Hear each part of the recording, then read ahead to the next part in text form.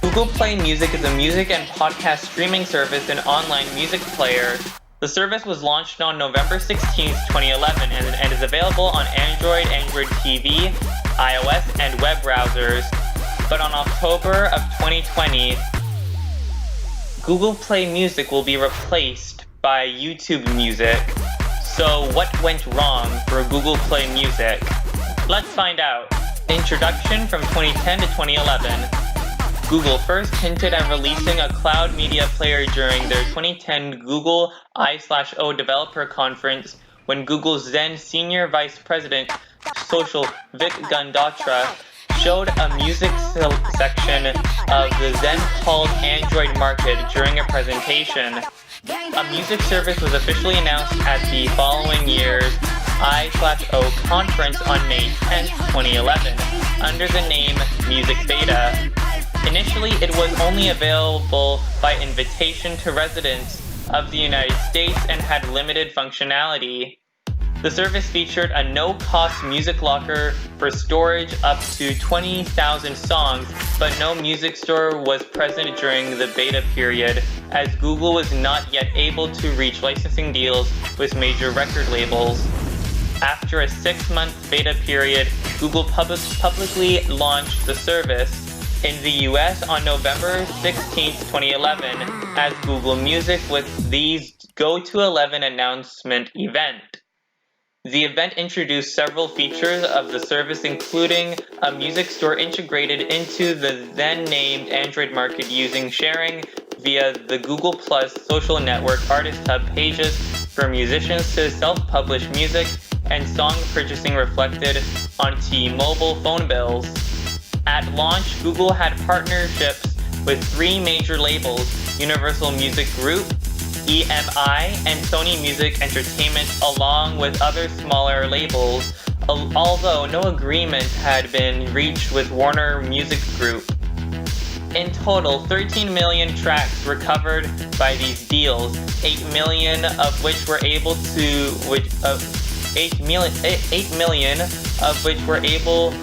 which were available for purchase on the launch date. To promote the launch, several artists released free songs and exclusive albums through the store. The Rolling Stones debuted the live recording Brussels Affair Live 1973, and Pearl Jam released a live concert recorded in Toronto as September 11th, 2011, Toronto, Canada. Slow growth from 2012 to 2017. In January 2012, a feature was added to Google Music that allows users to download 320 kbit MP3 copies of any file in their library, with 2 download limit per track via the web or unlimited downloads via the Music Manager app.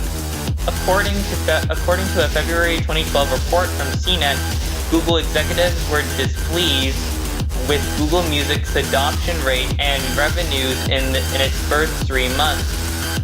In March 2012, the company rebranded the Android market and its digital content services as Google Play. The music service was renamed Google Play Music. Google announced in October 2012 that they had signed deals with Warner Music Group that would bring their full music catalog to the service. At the Google I/O developer conference in May 2013, Google announced that Google Play Music would be expanded to include a paid on-demand music streaming service called All Access, allowing users to stream any song in the Google Play catalog.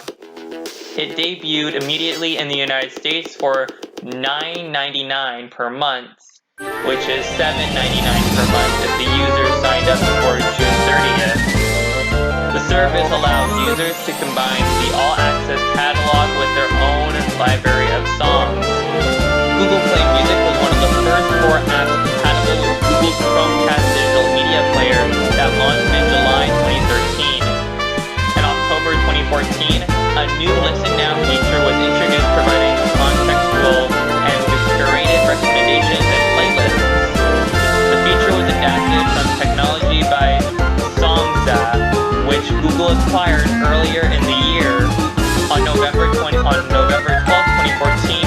Google subsidiary YouTube announced Music Key, a new premium service succeeding all access that included the Google Play music streaming service along with advertising-free access to streaming music videos on YouTube.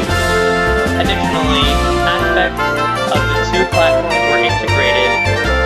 Google Play Music recommendations and YouTube music videos are available across both services. The service was relaunched in a revised form as YouTube Red, now YouTube Premium, on October 28, 2015, expanding its scope to offer ad-free access to all YouTube videos as opposed to just music videos, as well as premium content produced in collaboration with notable YouTube producers and personalities. In December 2015, Google started offering a Google Play Music family plan that allows unlimited access for up to 6 family members for $14.99 per month. The family plan is currently only available in Australia, Belgium, Brazil, Canada, Chile, the Czech Republic, France, Germany, Ireland, Italy, Japan, Mexico, the Netherlands, New Zealand, Norway, Russia, South Africa, Spain, Ukraine, the United Kingdom, and the United States. In April 2016, Google announced that Google Podcasts would be coming to Google Play Music. Its first original podcast series, City Soundtracks, was announced in March 2017 and would feature interviews with various musicians about how their hometowns influenced their work, including the people and the moments that had an impact. In November 2016, Google introduced the Google Home smart speaker system with built-in support for Google Play Music. Sunsetting from 2018 to 2020. In May 2018, YouTube announced a new version of the YouTube Music service, including a web-based desktop player and redesigned mobile app, more dynamic recommendations based on various factors, and use of Google Artificial Intelligence technology to start songs based on lyrics and descriptions. YouTube Music was provided to Google Play Music users as a part of the YouTube Premium offering. In June 2018, Google announced that YouTube Red would be replaced by YouTube Premium along with YouTube Music. As a result, users subscribed to Google Play Music in the United States, Australia, New Zealand, and Mexico are now given access to YouTube Premium, which includes YouTube Music Premium. Users outside of those 4 countries are still required to pay the regular YouTube Premium price to access premium features, but are given free access to YouTube Music Premium. In June 2018, Google announced plans to shut down the Play Music and offer subscribers to migrate to YouTube Music. Since May 2020, users are able to move their music collections, personal taste preferences, and playlists to YouTube Music. In August 2020, Google announced a detailed shutdown timeline starting in late August and ending with complete data deletion in December.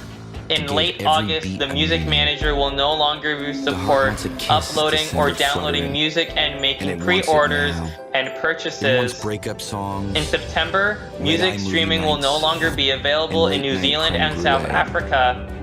In October, music streaming will not be available globally, and the Google Play Music app and website will be shut down. In December, all user music collections will be deleted, and there's the history of Google Play Music. So what went wrong for Google Play Music? Well, I would have to say that it would have to be the start of YouTube Music. Since both Google Play Music and YouTube Music are both owned by Google, I'm gonna guess that Google thought since that they own YouTube, they could basically port all of Google Play's users to YouTube Music and discontinue Google Play Music. Anyways, I sure hope you guys enjoyed this video. If you guys happen to enjoy this video, please make sure you hit that like button, and also don't forget to subscribe. And until then, I will see you guys in the next one. Goodbye!